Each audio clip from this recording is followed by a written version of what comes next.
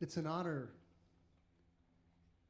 for me to introduce our speaker, a man who did not set out to be an Antiochian, but probably has been one all along.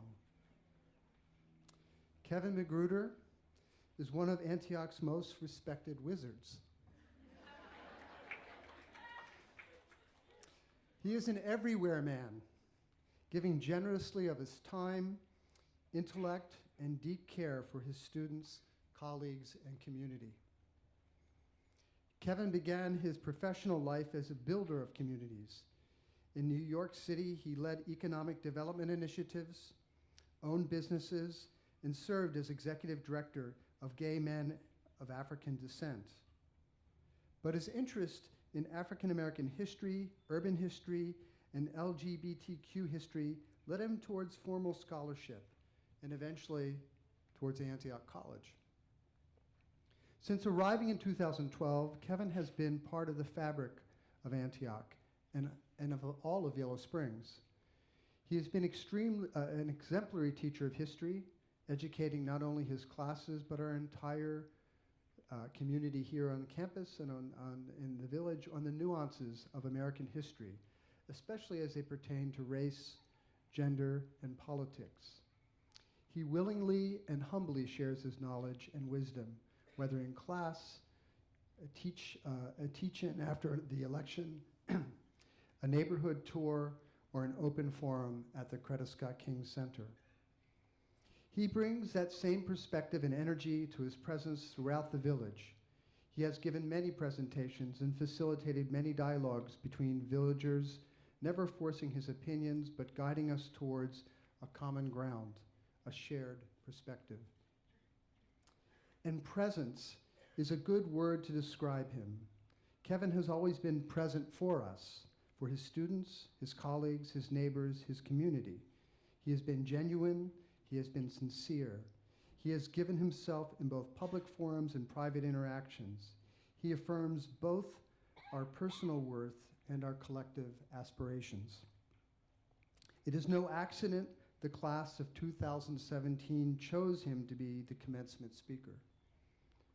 In all these ways and many more, Kevin calls us, challenges us, inspires us to live our values with spirit and voice. And speaking of spirit and voice, he also sings in the choir, which is why he was warning back and forth. He wasn't checking his email. Ladies and gentlemen, Kevin McGruder.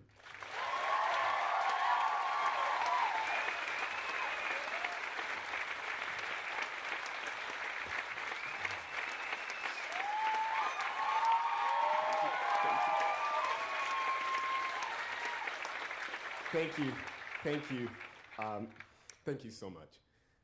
I am honored to have been asked to be the commencement speaker this year.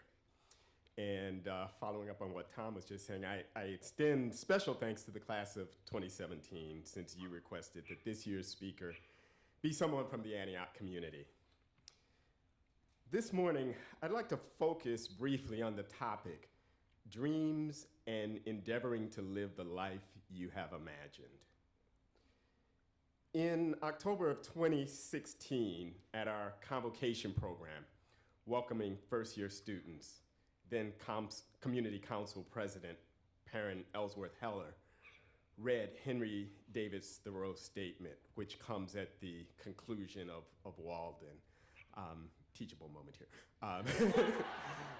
Thoreau spent a little more than 2 years living in a cabin that he constructed on land that was owned by Ralph Waldo Emerson.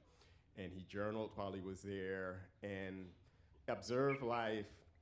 This is a bicentennial of his birth, and so there's a lot of different things about him. There's an exhibition at the Morgan Library in New York, and one of the things that they talk about is not to assume that he was withdrawing from life by living at Walden. And what he was doing was observing it and trying to observe it more deeply. And so in the conclusion to Walden, Perrin was reading a statement that Thoreau said, And it was an experiment when he went to Walden. He went to see, well, what is this going to be like? You know, how am I going to change? So he says, I learned this, at least, by my experiment, that if one advances confidently in the direction of his dreams and endeavors to live the life which he has imagined, he will meet with a success unimagined in common hours. When Perrin read that, I chuckled to myself when I heard that statement, because a year earlier, in the fall of 2015, at the convocation, I was asked to provide brief remarks, and I also read that same statement. And there's something particularly Antiochian about it, and I don't have time to go into all the different connections, but Horace Mann Jr. studied under Thoreau as botany under Thoreau. And so if we think about Antioch, Walden was in Massachusetts, Horace Mann and Thoreau were traveling in the same circles, so their perspective on life is probably coming through in what we are and who we are. It's coming through that. So I think it's more than a coincidence that both Perrin and I selected that statement to welcome these incoming classes and provide suggestions on how they might want to approach the next leg of their educational journey. There's something particularly Antiochian about advancing confidently in the direction of your dreams. Whether it's in 1850, deciding to open a small college to educate men and women of all races in the wilderness of the West. This was the West in 1850. It was the West. Or, like the class of 2017, making a decision to enroll at a 160-year-old startup and persevering to be among the third class to graduate. You did it.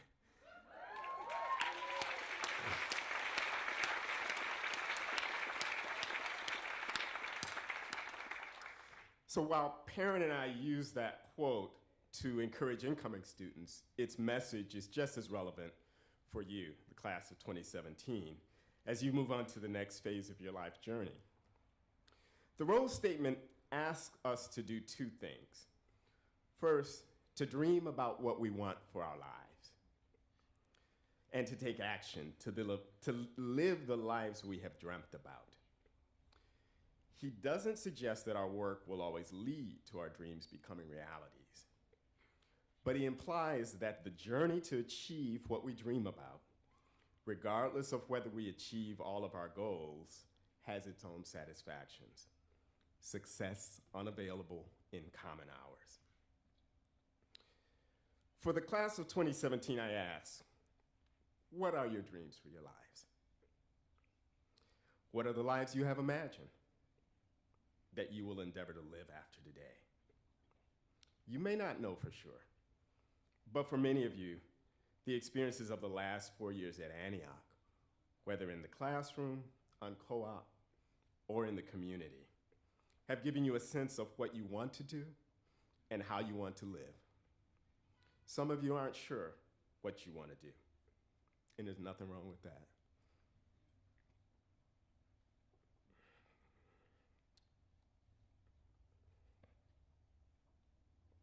But the experiences you will have in the coming months and years, and the people you will meet, will give you an idea of what you like and what you don't like, and through those experiences, your dreams for yourself will emerge. I encourage you to make space in your lives to dream. In his statement, Thoreau also suggested that we endeavor to move in the direction of our dreams. Dreaming alone is not enough. We have to take action by moving in the direction of those dreams. If we are fortunate during our lives, we will have the opportunity to pursue many dreams. And this message isn't only for the class of 2017, but for all of us. Sometimes we get the notion that dreaming is only for younger people, and that as one gets older, we need to trudge through life because the possibilities for realizing our dreams is past. This notion is reinforced by popular culture, in which age is something to be feared and youth is seen as the best years of our lives. For some people, that may be true.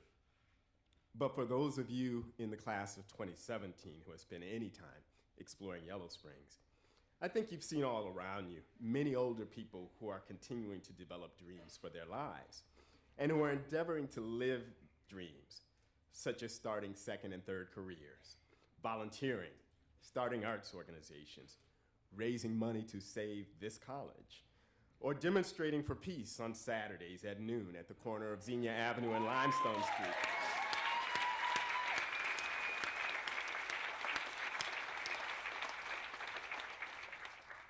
At 59, I count myself among the ranks of those older people who are continuing to dream. In 2001, when I was in my mid-40s, I entered the City University of New York doctoral program in history. And an Antiochian had a hand in that too, Dr. Marcia Goodson, class of 1965, who is here somewhere. Where are you, Dr. Goodson? In the back there. It was through her example as a historian who took her knowledge to share it with the community that I was inspired to apply, to even think about entering a doctoral program in my 40s. I had a BA in economics. I had an MBA in real estate finance. I had never taken a college history level course. But I had read widely. I had owned 2 Harlem-themed retail stores. And as a volunteer, I had helped to establish and manage the archives of Harlem's historic Abyssinian Baptist Church. I received my doctorate in history at the age of 52. And 2 years later, I arrived in Yellow Springs to begin work as a 54-year-old assistant professor. So when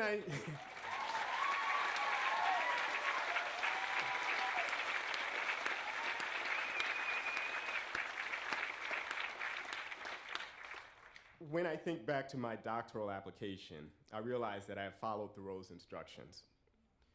In the application, I said I envisioned my career as a historian teaching widely in US history and researching topics of African American history and urban history.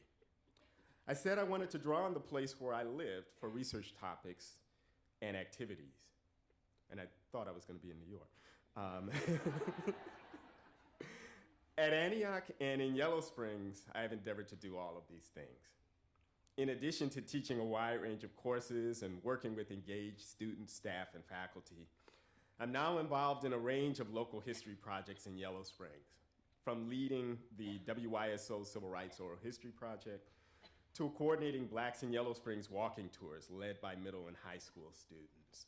And just as a commercial, today, our business tour will leave at 1 o'clock from the Mills Park Hotel.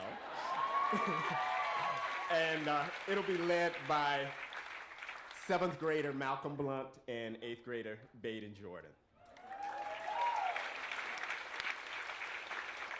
So for me, I realized that with some luck, diligent preparation, and other steps that I have taken, I am living the life that I imagined in the late 1990s.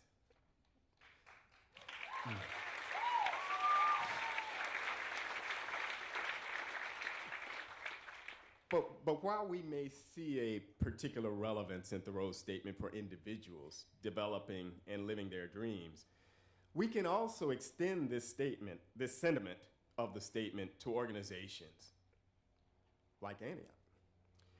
The vision statement of the revived Antioch College reflects our dreams for the college. Antioch College will be the place where new and better ways of living are discovered as a result of meaningful engagement with the world through intentional linkages between classroom and experiential education. For over 6 years, we have been involved in realizing this dream. But there are some ways that we can be more intentional in endeavoring to realize the Antioch dreams. Class of 2017, your class will be the largest to graduate from the revived Antioch. That is something to celebrate, definitely.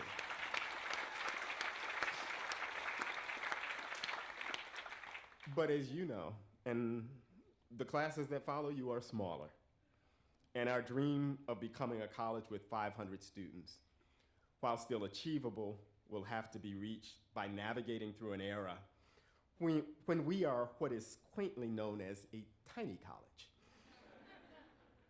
But the core dream of Antioch College remains intact. And we are endeavoring to move in the direction of this dream in new, and I think better ways. In our 6 years of revived existence, we have experienced substantial retention challenges among students, staff, and faculty. And you heard that in some of the student presentations that were made. I believe that many of those who left the college did so because they did not think they could achieve their personal dreams here. As Langston Hughes noted, if dreams die, life is a broken-winged bird that cannot fly. We can more intentionally become the place where we create the conditions in which, in endeavoring to realize the organizational dreams of Antioch, we also more effectively help those in the Antioch community realize their personal dreams.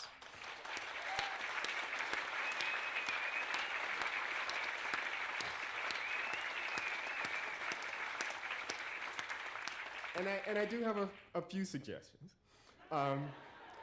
Antioch students are currently assigned academic, co-op, and language advisors to help them identify and realize their academic dreams.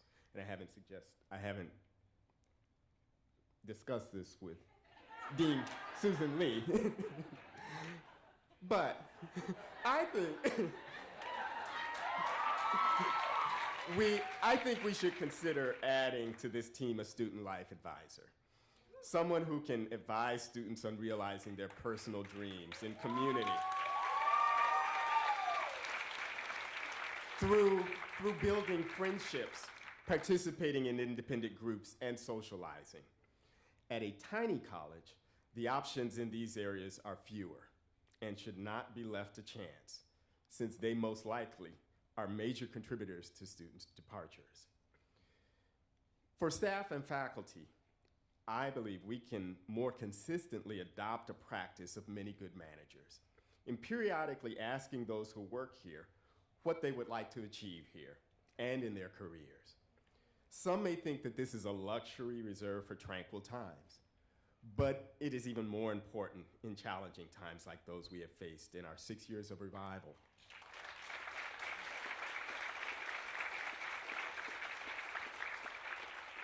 And I know that I remain here because at Antioch and in Yellow Springs, I've been able to achieve many of my dreams. Knowing the dreams of those who work here, managers can make informed decisions, look for opportunities for those they supervise, and encourage them to seek those opportunities. This summer, some faculty will have lighter teaching loads because our enrollment will be lower. And we will work in other areas of the college where our non-teaching skills can be put to use. I think we should similarly look for ways to provide non-teaching staff with more opportunities to share their knowledge in the classroom.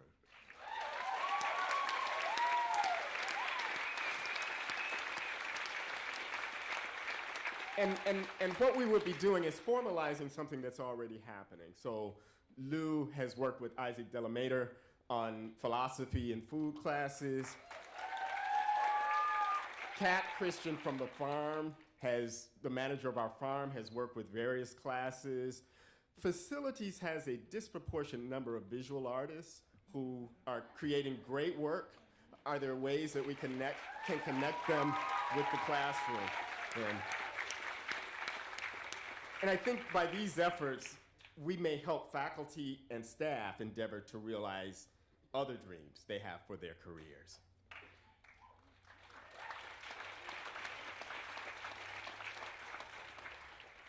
Maybe students who are enrolled here or people who work at Antioch will only achieve a portion of their dreams while at Antioch.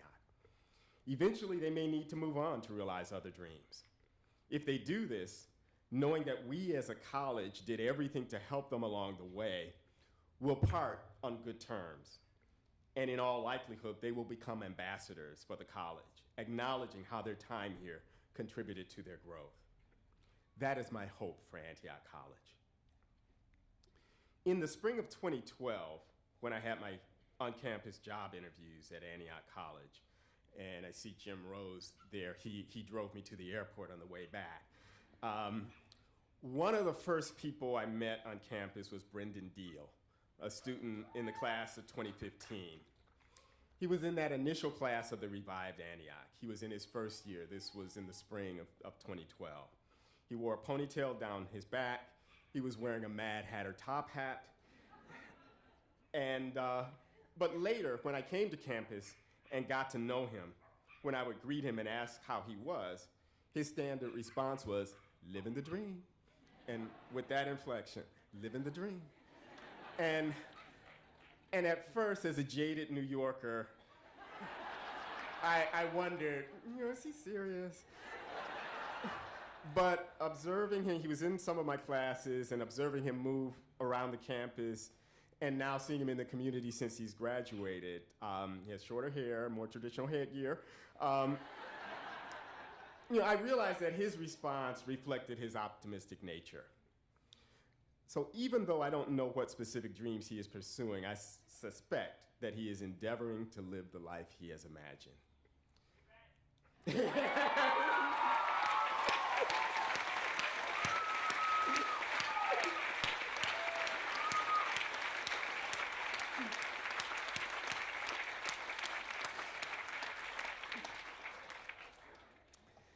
Class of 2017, that was not a plan.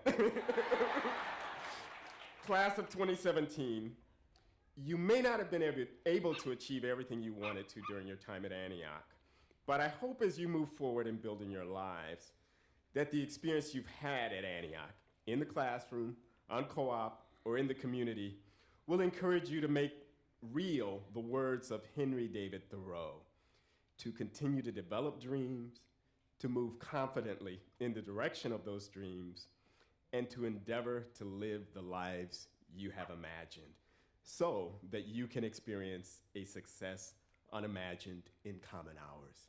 Thank you.